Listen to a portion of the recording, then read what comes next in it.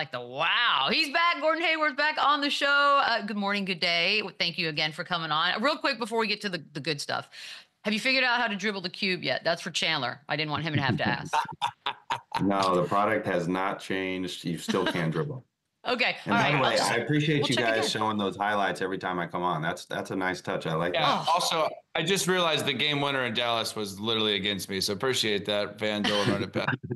Hey, Awesome. man. You got to show the good, the bad, Chandler. You got to keep it real. Okay, we got to talk a little MVP here because it's been going on this whole season. SGA seems to have wrapped it up. We've seen him and Jokic now twice in back-to-back games, which is a lovely surprise last week. But who do you have winning this thing? Yeah, I mean, you could go either way for sure. I think both guys are putting up incredible numbers. It's just insane to see the efficiency, I think, from SGA at the guard position. I think that's what's really insane. And Jokic having 30, 20, and 20 is out of this world without even trying. It looks like he doesn't even try when he's playing. But yeah, I think you got to give it to SGA because of the way his team's playing. His team success, they're number one in the West. I think you got to give it to SGA. Yeah, Gord, you and we both played with SGA. I was with him when he was a rookie, so I could see the writing on the wall, but he wasn't quite there yet. But you got an opportunity to see him in that OKC jersey, and he was starting to turn that corner, becoming the player that he is today. What did you see that made him so special, being his teammate? Yeah, I mean, it's the behind the scenes. He's just like all the greats that you guys have played with, that I've played with, where he's putting in the work, he's putting in the time. It's not a fluke as to why and where he is and how he's got there. I mean, he's always in the gym. He's putting in the extra time. The thing that to me was so fun to watch, just getting a chance to watch him up close, was just his poise and patience and footwork. I mean, his footwork game is incredible. And it's like he's never rushed, because he's one of those players that's not, it's like he's quick and has a great first step, but he's not super explosive. He's not, he doesn't have like Derrick Rose explosiveness or old Russ Westbrook explosiveness. So everything that he does is just all skill based. His footwork, you can go right, turn back left, go left, turn back right. He stops. The breaks that he has, the deceleration that he has is best in the league. And that to me is what's really impressive, because it's not just a God-given athleticism. It's a skill thing.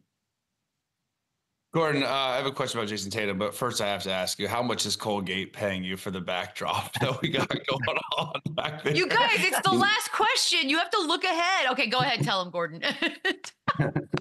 Well, Colgate, you guys know we're athletes. We got to take care of our whole bodies, and our mouth and our teeth is not an exception to that. You know what I mean? And so, partnering with Colgate here, I get a chance to watch my alma mater, Butler, which, Chandler, you also know a little bit about that.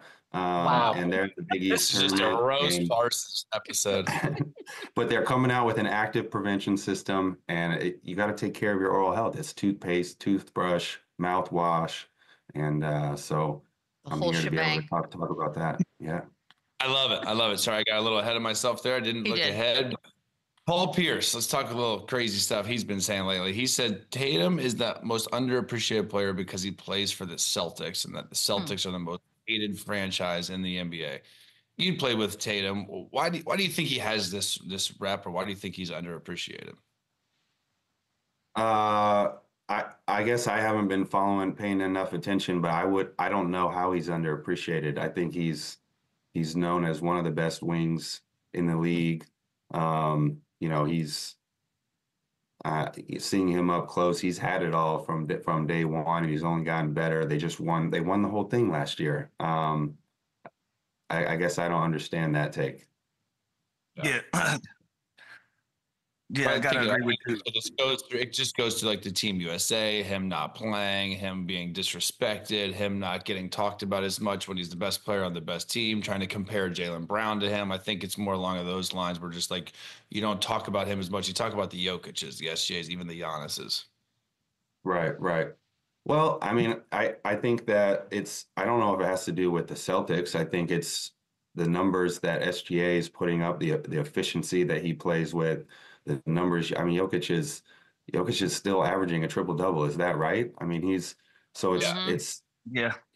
just one of those things where that's, it just seems like they've had a little bit more better of a season statistically. And, if JT wants to use that as motivation, then he should do that. But I don't think I think guys around the league know and appreciate how good he is. Yeah, absolutely, and even his teammate. But and you see it in the West where you have Luka. You pair him up with LeBron, and then there's all this talk about best duos. But you still got Tatum and Brown. Do you still feel like those two guys are the best duo in the league? Because I know you play with both of those guys. Are Tatum and Brown the best duo, or would you give that to LeBron and Luka now? Wow. Well, that's an interesting question. I think that some of that's going to depend on health. I think if LeBron and Luka can stay healthy, I don't think anybody wants to see them in a 7-game series, especially in the playoffs where the game slows down and those two are arguably some of, if not the best players in the world in the half court with the ball in their hands, and in the playoffs too. That's a different deal. And so I mean, but JT and JB just won last year, and they've certainly been through the experiences that they've had. Even going back to when I was on the team, you can't teach the experiences that you gain from losing in the playoffs and being in those moments, being in those situations. And they've had some health issues too. So I think a lot of it's going to go down to health. Can you make it through that grueling 2 months after the season to get to the finals? I know you saw the hoopla around the LeBron confrontation with Stephen A. And I'm sure Stephen A's had things to say about you during your career at one point or another. When you see that video, were you thinking, I should have done that, or I could have done that, I'd like to do that? Did you ever have a moment where you wanted to confront one of the talking heads? Yeah, absolutely. I think we all have moments where we want to confront the talking heads, because a lot of the stuff that they say, they just don't know what they're talking about because they're not with you in the locker room, or they don't know what's going on behind the scenes. They have some source and they're getting, secondhand information. But me personally, I would never do that in public like that. I don't think that's the time or the place to do something like that. So, okay, absolutely, the public thing. All right. Gordon, I want to ask you about LaMelo Ball. Recently, it was stated that he wants to be in a winning situation, and not just be an all-star, not miss an all-star, and how these things have been affecting him. What would you say what's more likely, him being traded or moved to a situation that would fit him, or they put better caliber players around him in Charlotte for him to continue his career?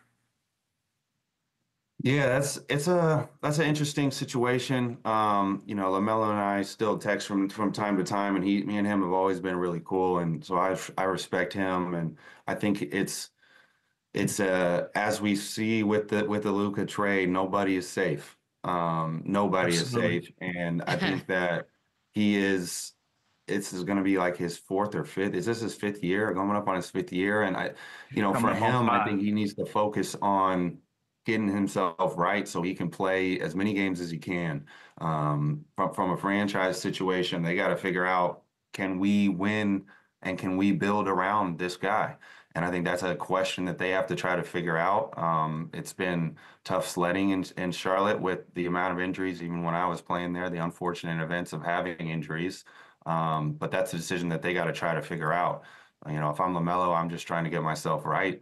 I'm trying to get myself as healthy as I can be, because I got to prove to the league that I can carry a franchise, because he's proven that he can do it for 10 games, 15 games. But as you guys know, it's not about that. It's about being able to carry the franchise the whole season and then into the playoffs. And that's a lot more than just 10 to 15 games.